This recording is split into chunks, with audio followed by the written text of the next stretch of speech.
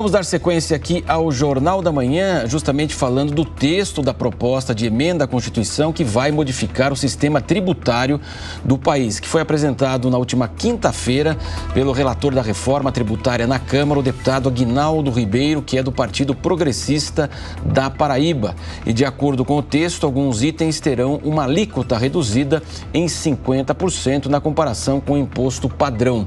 Para falar um pouco sobre essa versão preliminar da proposta, vamos conversar agora com o economista e professor Marcos Cintra. Muito bom dia, professor. Bom dia, prazer estar com vocês aí, os nossos ouvintes. O prazer é nosso. Professor, o que o senhor achou, avalia, como é que o senhor avalia essa proposta, essa preliminar que foi apresentada agora pelo relator? Em realidade, é um tema complexo. É uma proposta que tem pontos muito positivos, mas também tem pontos extremamente polêmicos.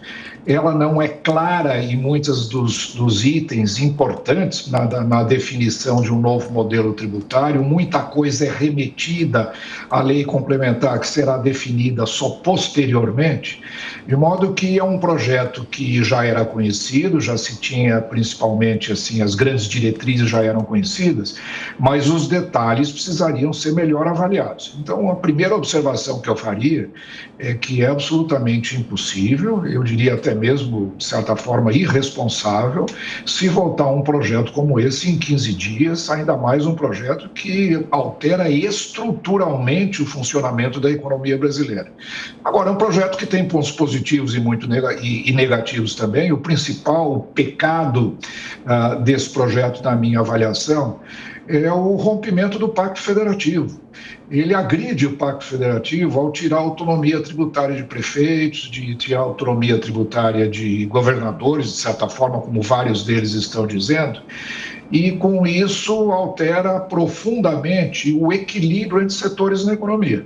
Ainda que eles, e corretamente, digam que a carga tributária ficará estável, será a mesma, haverá um grande deslocamento entre setores de carga tributária. Isso é muito perigoso, em desfavor do setor de serviços, uma vez que vários outros setores já tiveram alíquotas beneficiadas, segundo o texto apresentado pelo relator Aguinaldo Ribeiro. Professor, e na sua avaliação, esse novo texto, essa nova proposta, ela deve passar aí por mudanças ainda nos próximos dias? E se for passar por essas mudanças, quais devem ser elas? Olha, eu não tenho dúvida que o texto precisa passar por mudanças, né? Ele, inclusive, no próprio plenário, ele pode receber emendas de parlamentares, pode receber emendas substitutivas, e o próprio relator diz que está em discussão e em negociação com vários setores da sociedade. O principal ponto, da minha avaliação, é que não se conhece o que é fundamental numa reforma tributária, que é a alíquota. Qual será a alíquota desse novo tributo? Porque se fala que alguns setores terão 50% da alíquota, mas 50% de 20 é uma coisa, 50% de 30 é outra coisa. Então nós precisamos conhecer a alíquota. E a forma como a negociação foi feita, atendendo a pleitos de vários setores, como educação, saúde, transporte coletivo, agro, medicamentos, a cesta básica, isso tudo indica que provavelmente a alíquota desse imposto será muito superior aos 25 previstos, originalmente na PEC 45. Eu estimo que possa chegar até 30%. Se for realmente a verdade, né, se a alíquota chegar a 30%, isso precisaria ser revisto. Seria a alíquota mais alta do mundo, implicaria um gigantesco aumento de preços dos setores de serviços intensivos e mão de obra, que são os principais empregadores da economia, e, além disso, colocaria a estrutura federativa brasileira, como eu disse, de pernas para o ar. Então, é um projeto que é bastante profundo, ele estruturalmente mexe muita coisa, e eu acho que seria uma insanidade botar em votação um projeto com tanta complexidade em 15 dias, sem que números sejam apresentados. O governo não apresentou número algum. algum. Os setores vários estão fazendo avaliações, estão fazendo estimativas. E eu, por exemplo, fiz uma estimativa que a alíquota provavelmente deve superar 30%, ou ficar muito próximo disso. E se ficar na alíquota de 30%, até o setor industrial, que pretendia-se ter uma redução de carga tributária, poderá perder toda e qualquer vantagem nessa reforma tributária, sendo que o setor de serviços teria um aumento de carga tributária superior a 30%. Então, eu acho que é um projeto que tem pontos importantes, o princípio do destino é bom, o crédito amplo é bom. Precisamos de uma reforma tributária, mas o meu pleito principal é que esses pontos precisam ser clareados e nós precisamos de mais tempo, prazo para uma discussão mais profunda e mais técnica, sobretudo. Professor Marcos Sintra, pergunta agora do nosso comentarista Nelson Kobayashi. Professor, muito bom dia, é um prazer falar com o senhor. Professor, eu gostaria de aprofundar nessa questão do Pacto Federativo e da simplificação. A gente tem visto muito se falar no IVA, agora isso virou IVA dual, para favorecer aqueles impostos que atendem a estados e municípios. E nós tivemos agora, recentemente, a crítica a respeito da unificação de ICMS e ICS, a destinação para quem vai cuidar destes tributos. Eu gostaria da sua opinião. É possível simplificar unificando impostos e respeitar o Pacto Federativo e a competência de cada um dos entes da federação? Olha, o IVA, o Imposto sobre Valor Agregado, que se pretende reformar no Brasil, porque o ICMS já é um IVA, né? Só que é um IVA deformado, é um IVA cheio de distorções. Então, se pretende transformar o ICMS num IVA moderno. Então, seria, sim, uma simplificação do ICMS. Agora, transformar o ISS, que é um tributo extremamente simples, com alíquota baixa, muito bem gerida pelos municípios, em um novo IVA ou incorporá-lo ao IVA do ICMS, está longe de qualquer simplificação. Pelo contrário, o IVA é um tributo que no seu próprio DNA é muito mais complexo do que um tributo tipo ISS, que incide seu faturamento. Então, este projeto ele pode ser positivo em vários aspectos, mas uma coisa que ele não terá é maior simplificação. Eu cito um exemplo, por exemplo, o cashback. O cashback é uma coisa que vai complicar muito o sistema tributário brasileiro. Quando se pretende aumentar a progressividade ou reduzir a regressividade de um tributo, o instrumento correto é o imposto de renda e não o imposto sobre consumo. Agora, se fazer o cashback para 95 milhões de pessoas, é uma tarefa árdua. Tecnicamente é possível? Lógico que é possível, mas terá um custo gigantesco. Eu brinco até dizendo que, instituído esse cashback, em 1 ou 2 anos nós vamos ter um ministério do cashback, porque ele vai se implantar de tal forma na sociedade que vai ser impossível retirá-lo. E a sua gestão será extremamente complexa. Então, é o uso de um instrumento errado para se atingir o objetivo correto, que é reduzir a regressividade do nosso sistema. Então, eu acho que essa proposta, apesar de ser boa em muitos aspectos, ela não vai simplificar o sistema tributário brasileiro. Pelo contrário, vai torná-lo muito mais complexo e muito mais centralizado, burocratizado, a exemplo desse Conselho Gestor, que vai centralizar toda a gestão da arrecadação de 27 estados e 5 mil municípios. Quer dizer, como vai funcionar esse Conselho Gestor? Como ele será representativo dos interesses de uma gama tão ampla de interesses como essa? Então, eu acho que nós temos problemas muito sérios para serem resolvidos. Não fica absolutamente claro, aliás, muito inseguro e incerto no texto da PEC como essas coisas vão ocorrer. E eu repito, o texto tem coisas positivas, pode causar uma enorme desorganização da economia brasileira ao prejudicar o maior empregador de mão de obra no Brasil, que é o setor de serviços, e, ao mesmo tempo, ele altera em profundidade a organização federativa brasileira. Portanto, nós precisamos mais tempo, mais discussões, e eu espero que ele nos dê tempo, né? Que o Congresso Nacional tenha essa responsabilidade de apresentar números, inclusive. O número mais importante que nós não conhecemos em qualquer reforma tributária é a alíquota. Como é possível se votar uma coisa que não se conhece qual será a alíquota? Ah, mas isso virá na lei complementar. Tudo bem, mas a lei complementar virá quando? Por que não apresentar o texto, uma minuta da lei complementar agora, para ser analisada junto com o texto da PEC? Porque nós temos problemas muito sérios nesse projeto. Estamos embarcando, evidentemente, num projeto desejado pela sociedade, mas com muito pouca cautela. Precisamos ser mais prudentes e um projeto tão incerto e inseguro como esse poderá trazer consequências muito ruins para o país. Eu cito mais um exemplo, Felipe. A questão dos fundos regionais e do fundo de equalização de receita dos estados. Esses fundos serão totalmente suportados pelo governo federal, pelo Tesouro Nacional.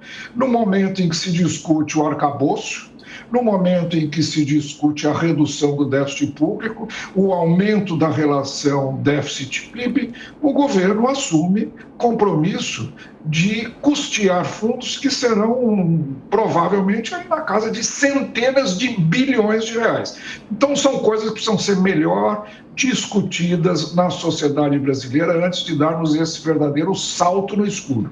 Repito, há pontos positivos, sem dúvida alguma, mas vamos ter tempo para não cometermos equívocos que, infelizmente, poderão até piorar o sistema que está hoje em vigência no país.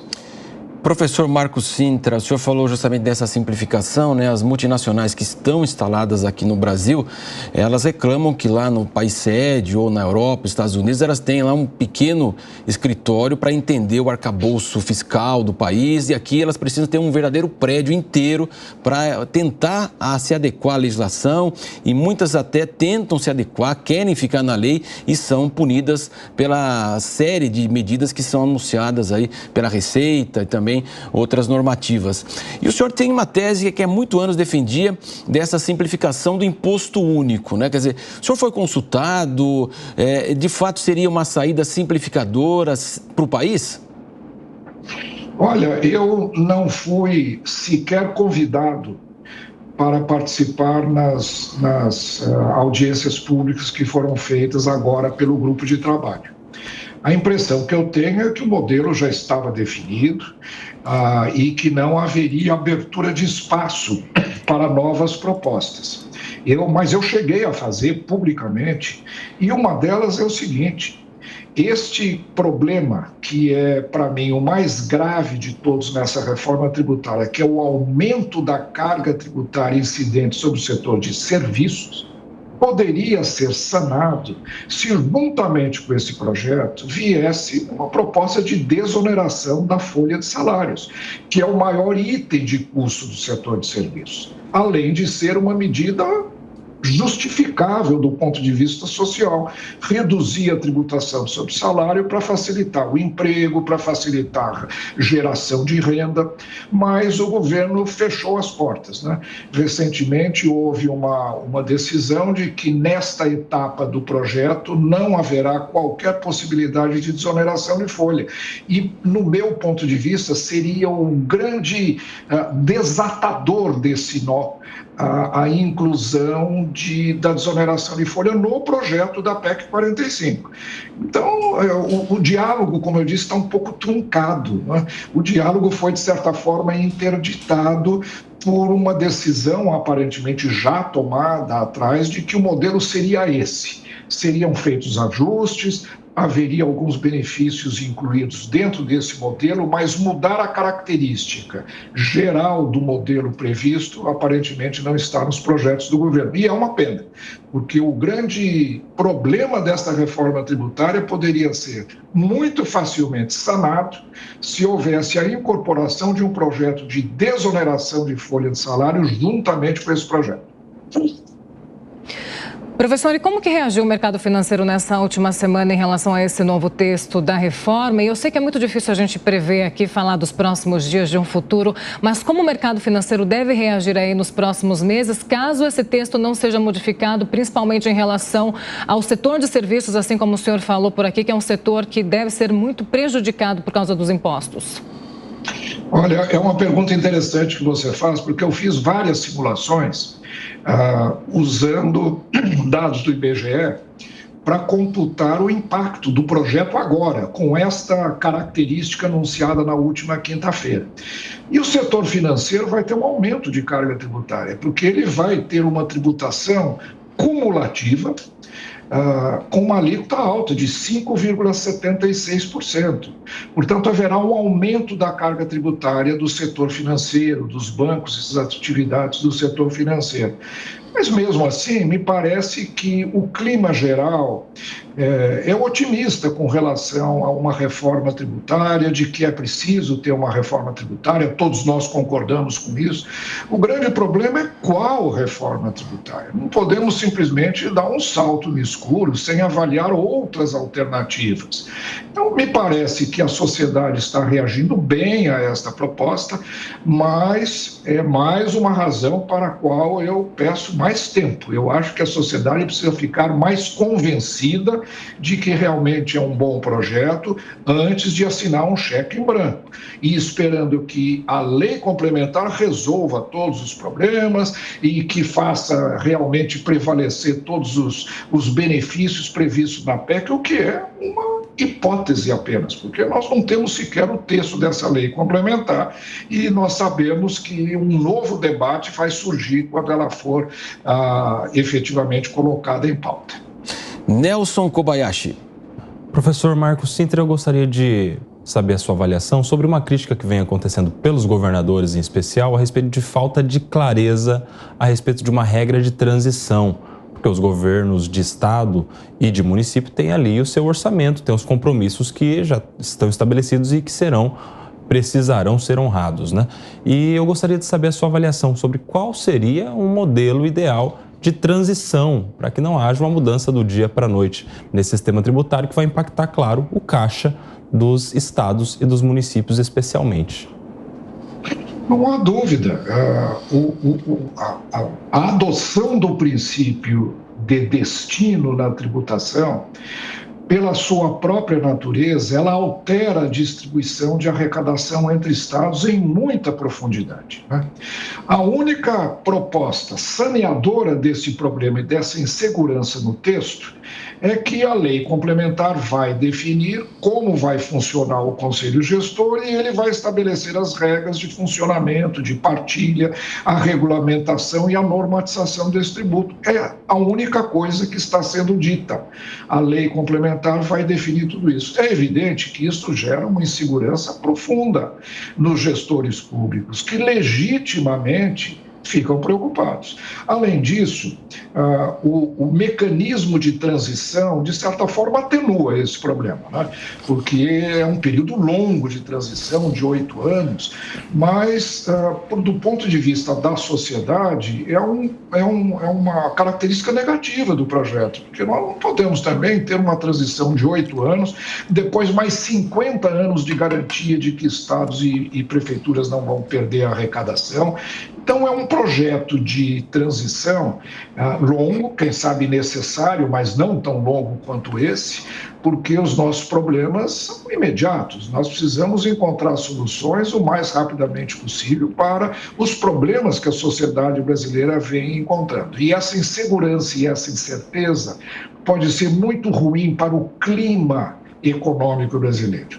Pode gerar muita insegurança, muita incerteza, investimentos certamente passarão por um novo crivo analítico antes de serem feitos, em função do desconhecimento das regras tributárias que vão prevalecer no futuro. Enfim, é um projeto, como eu disse, é um projeto muito complexo, é um projeto estruturante e não pode ser aprovado neste nível de insegurança em 15 dias. É uma absoluta irresponsabilidade se isso acontecer. E pior, os impactos, se forem negativos, como eu espero que possam ser, se não houver uma melhoria nesse projeto, ou pelo menos alterações profundas, não vai ser uma crise aguda. Porque quando vem uma crise aguda econômica, imediatamente os remédios serão adotados, as medidas serão tomadas para sanear esse problema. O que eu temo é que, com este longo período de transição, o problema seja crônico, seja um problema lento, seja uma questão que vai minando as características de dinamismo da economia brasileira, e com isso nós vamos perder capacidade de retomar o crescimento econômico. Reforma tributária é uma coisa muito séria. Não basta nós discutirmos conceitos, nós precisamos discutir a lei, o texto. A lei tem que ser escrita e certa. Questão tributária não pode ser deixada a interpretações. E esse texto, ele não nos deixa seguros de que os problemas que poderão advir encontram soluções adequadas. É por isso que, primeiro, eu recomendo que o prazo para discussão com a sociedade seja alongado, e segundo, que um texto ou uma minuta de lei complementar que vai regulamentar esse projeto seja apresentado para discussão com a sociedade. Esta, para mim, é uma reforma tributária responsável. Esse assodamento tem um objetivo, evidentemente, político, né? Mas pode causar uma enorme desestruturação da economia brasileira. Isso em função, como o senhor citou, a insegurança jurídica, uma paralisia nos negócios, para a tentativa de entender se vai aumentar a carga tributária. E o contribuinte se pergunta, né, professor, vai sobrar, de fato, para o contribuinte brasileiro também pagar ainda mais impostos? Bom, essa é uma excelente pergunta, porque, como eu disse, o setor de serviços vai ter um aumento de carga tributária de mais de 30%, de 20% a 30%.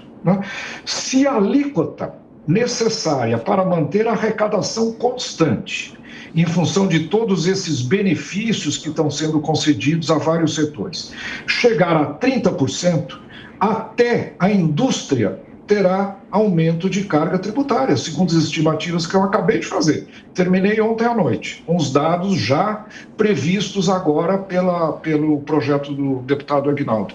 Então, vejam, além do que, se a alíquota chegar a 30%, será a alíquota de IVA mais alta do mundo. A maior que existe hoje é da Hungria, com 27%. Mas nós teremos uma de 30%. Isso vai estimular a evasão, vai estimular sonegação, vai estimular a economia informal, vai reduzir o poder aquisitivo da população e, sobretudo, prejudicar o setor que é responsável por 60% dos empregos brasileiros, que é o setor prestador de serviços. Então, eu vejo esta reforma como tentando se adequar aos interesses da agricultura, que foram atendidos, ao interesse de certos setores de serviços, como saúde e educação, que foram atendidos, transporte coletivo e prefeituras fizeram demandas importantes que foram atendidos, mas se deixou para carregar o piano a responsabilidade com o setor de serviços, que é o setor mais sensível e, ao mesmo tempo, dinâmico da economia brasileira. Esse texto precisa passar por discussões muito mais aprofundadas do que estão querendo fazer. Conversamos com o economista, o professor Marcos Sintra. Foi um prazer tê-lo aqui, professor, com toda a sua clareza aí nesse assunto que é tão complexo, evidentemente, mas como o senhor citou e ressaltou, vai mexer com todos aqui no país, além da necessidade da reforma, mas não precisa ser uma qualquer reforma, né, professor? Muito obrigado, bom dia. Eu que agradeço. Bom dia a todos.